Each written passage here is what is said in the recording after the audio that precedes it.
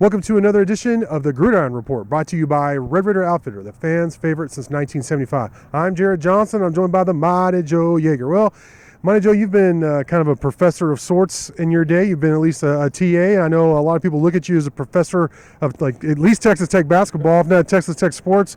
And I know you know a lot about history. But let's talk about the history now of the 2022 Texas Tech football regular season and hand out some grades to the coaching staff, specifically head coach Joey McGuire, offensive coordinator Zach Kittley, and defensive coordinator Tim DeRuyter. Let's start with Joey McGuire. How do you feel like he did in terms of his first season, steering Texas Tech football? Yeah, not bad at all. I give him a B+. Yeah. He did well. This team exceeded my expectations somewhat. Yep. Not hugely, but yes, they did. I think he got better in terms of game management as the season went along. Yes. I mean, earlier some of that reliance on the analytics and going for it so much, and I think it hurt him a little bit, but I think the second half of the season you saw less of that. You saw more of a more traditional, solid, sound type of game management. And Tech played better in the second half of the season. I mean, they got better as the season went along. They 3-0 to finish the season, right? Yep. So, I think he just got better and better as the season went along. The team got better and better. And this program, this team had some adversity in terms of injuries and whatnot, particularly at the quarterback position. Yeah. There was some difficulties to overcome. Tyree Wilson, there's another injury. I mean, good grief, your best player. And then to finish 3-0, 7-5, 5-4 in the Big 12. 5-4 in the Big 12. All sorts of. You did the milestones piece on what that Oklahoma win was and what it meant and the accomplishments there. Yep.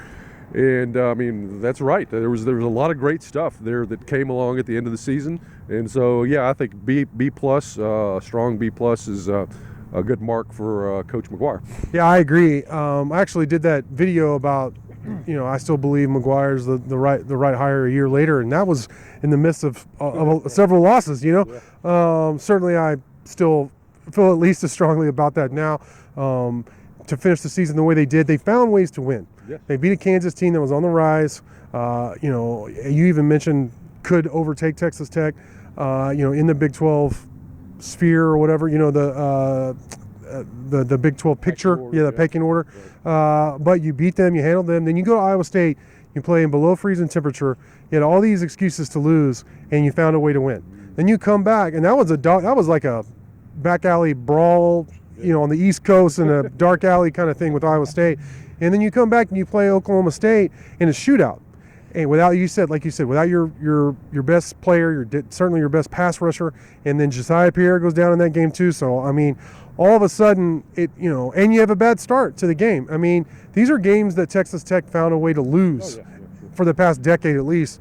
And now you're finding ways to win those games, and it's a big difference. So I got to give Joey McGuire a B+ just in the season alone. If you factor in recruiting, they have a top 25 class they're going to sign next month. We're in December, and then the 2024 class already has 4 commits, and that's top 15 as well. So I mean, you factor all that in, I got to give him an A. But just for the season alone, I agree with that B+ grade, Mighty Joe, for sure. And now let's go to Zach Kittley. I know this is going to be more. There's going to be differing opinions on how people feel Zach Kittley did, but ultimately, I mean, all the stats and the rankings were very good. 3 quarterbacks to work with. Like you said, different quarterbacks started games, significant amount of games. The offensive line was a struggle. We knew it was going to be a struggle, and indeed it was. And the receiving core was young. There was a lot of obstacles for Zach Kittley, but ultimately they put up a lot of points and produced a lot of yards, Mike Joe. Yeah, it wasn't a bad performance by the offense or by Zach Kittley. Yeah. My grade is a C. Ooh, that's lower than me. Yeah, that's and I think a lot of that, the reason that I don't rate his performance higher or that he didn't perform better, in my opinion, it's just the fact that sort of the newness.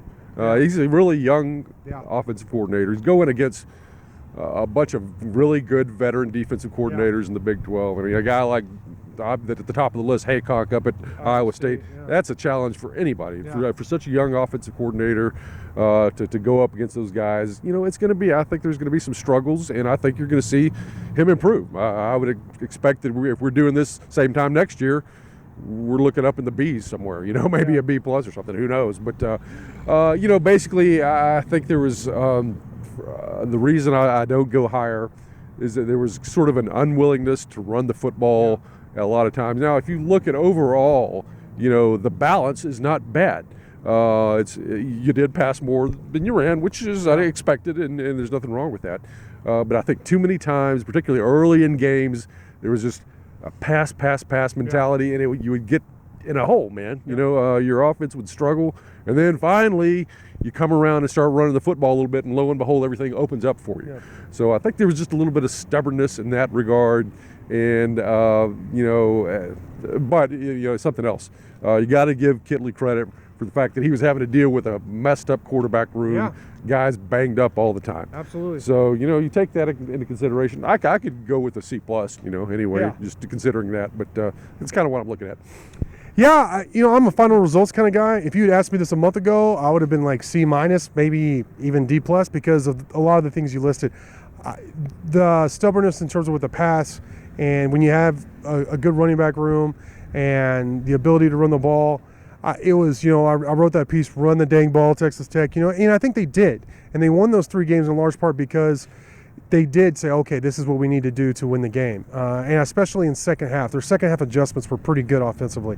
But, it makes me nervous that you have a kind of an air raid disciple in terms of, and that wasn't really the roster. But, again, final results kind of guy. You win 3 games at the end of the year. When Texas Tech needed its offense to make a big drive or a big play down the stretch, they were able to do it. He dialed it up, and the players executed. So I'm going to say B minus. It's a low B minus. I'm going to say like a 80, 81. I mean, C plus, B minus, we're kind of splitting hairs there. But that's only because, again, final results, 7-5, 5-4. You go out on a 3-game winning streak. Offense performed when it needed to, especially put up a 50 burger finally, and it was against Oklahoma. Yeah. So, and then Tim DeRuyter.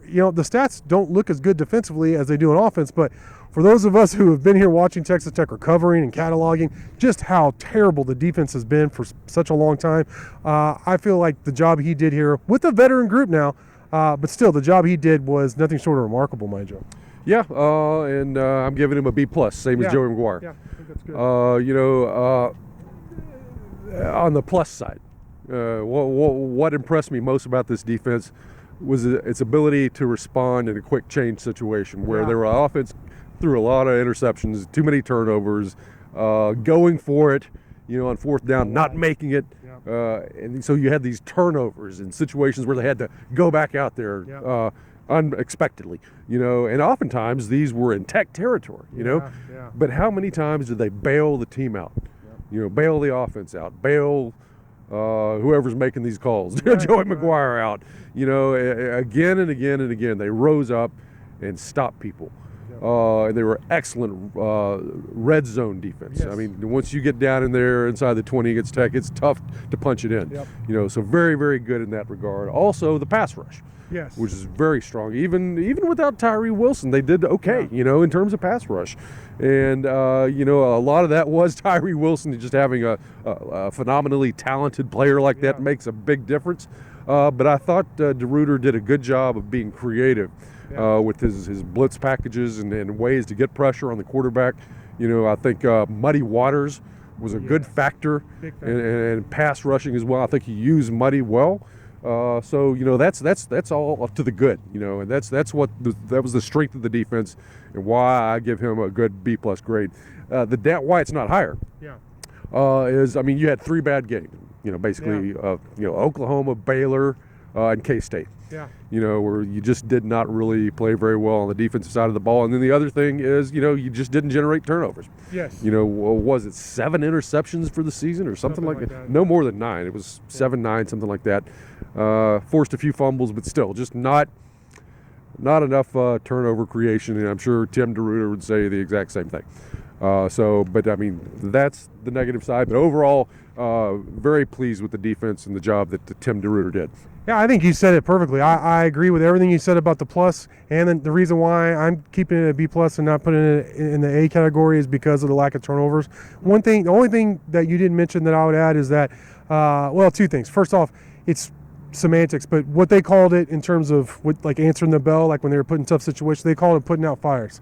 That's how they described their defense. But the only thing I would mention that you didn't was that they did a great job, the best job Texas Tech has done in a long time, of disguising what they were doing pre-snap. And that was something that previous defensive coordinators tried to do and failed to get their players to execute. Texas Tech did an amazing job of that, and not knowing where, like opposing quarterbacks and offenses did not know where pressure was coming from and when. Sometimes they knew it was coming, but they didn't know, who was coming. And so I thought that was a big part of the success. That allowed Texas Tech to be very aggressive with its coverage and just overall its defensive scheme. And I think that's a big reason why they were able to put out so many fires and have so much success. But overall, great grades, a great season for Texas Tech. Can't wait to see how they do in the bowl. Monty Joe, great stuff from you as always. Thank y'all for watching, and until next time.